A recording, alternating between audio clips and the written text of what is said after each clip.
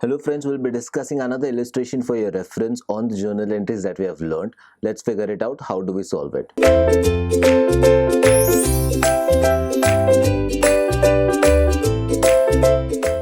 So this is one another problem that we'll be discussing in terms with the journal entries that we have studied for sale on approval basis. Let's understand. Before that, let's jot down the problem and understand how the problem is supposed to be solved. Now we have mentioned the journal entry problem here. Let's read it out for your reference.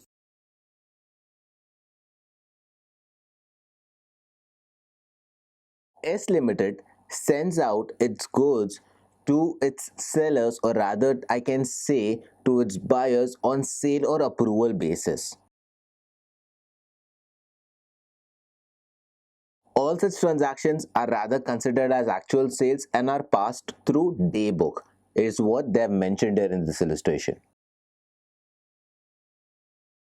Just before the end of the accounting year, which ends at 31st of March 2016 for this company, 200 of such goods, that means 200 quantity of such goods, were sent out to the dealers. The price at which they sent out the goods was 250 each. The cost price of that good was 200.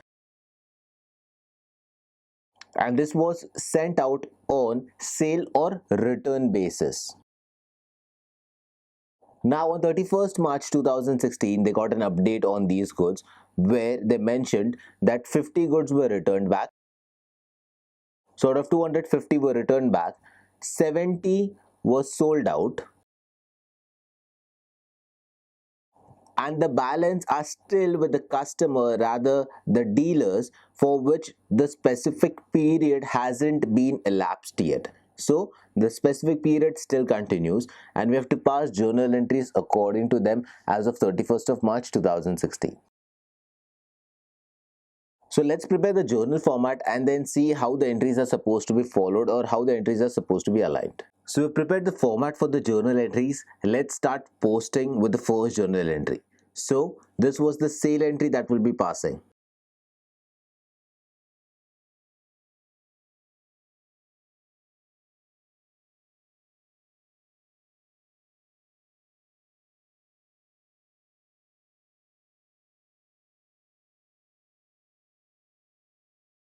So the first entry that we have passed here is trade receivables account debit to sales account.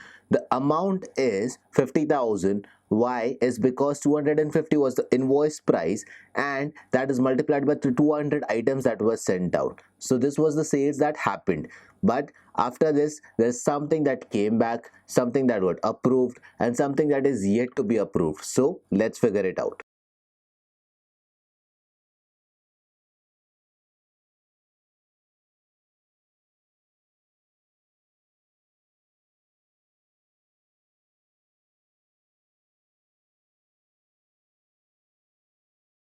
So the entry is return inwards account debit to trade receivables, and the amount is 50 items that were sent back to us multiplied by 250 at whatever price they have been sent out earlier. So that has been mentioned here. Now let's pass the next entry. Now the next item for our reference is that they have sold out 70 units at the invoice price. So no entry is supposed to be passed for that. Now the balance stock, whatever is left with them, has to be considered. Now understand, whenever the balance stock is supposed to be considered, what exactly is supposed to be done here. So if you can see, 200 items were sent out of which 50 were returned back to us, left with 150. Out of those 150, 70 were sold out, so only 80 items are remaining, and those are still with the customers, whereby we don't understand whether they have been approved or not. So those are the stock lying with the customer which belong to us. So we will be marking the closing entry now.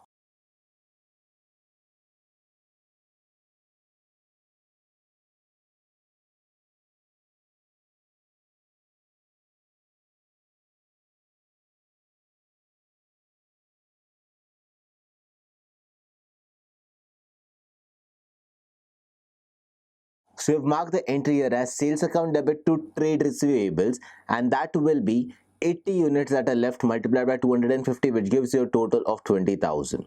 Let's go ahead and figure out the next few journal entries.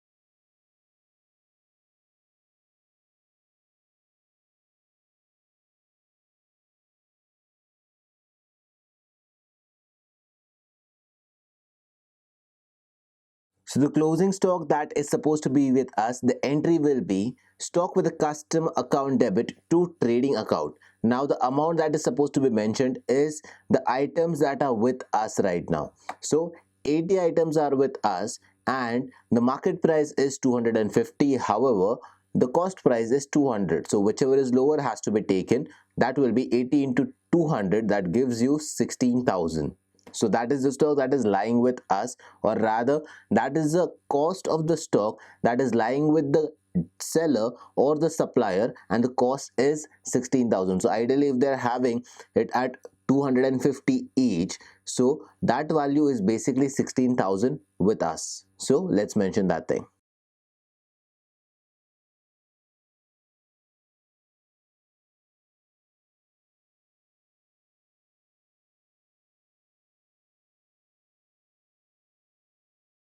So once this is done, this will mark the closure of this specific illustration.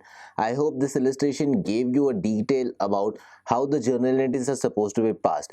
It is just the second illustration that you have gone through, but still you will be able to understand now that how the entries are supposed to be passed. That is, the first entry will be sales, then the adjustments that are supposed to be done in it. Second is whatever sales has been done, do not pass that entry, and the last part is the closing stock entry. So that will be having two phase further on it, but you'll get to know about it once you go ahead with solving these illustrations. So I hope this illustration gave you a lot of information, and this illustration will further help you in understanding how to go ahead with the alignment of the journal entries. So thank you for watching this video. Stay tuned with Ekeeda and keep subscribing to Ekeeda.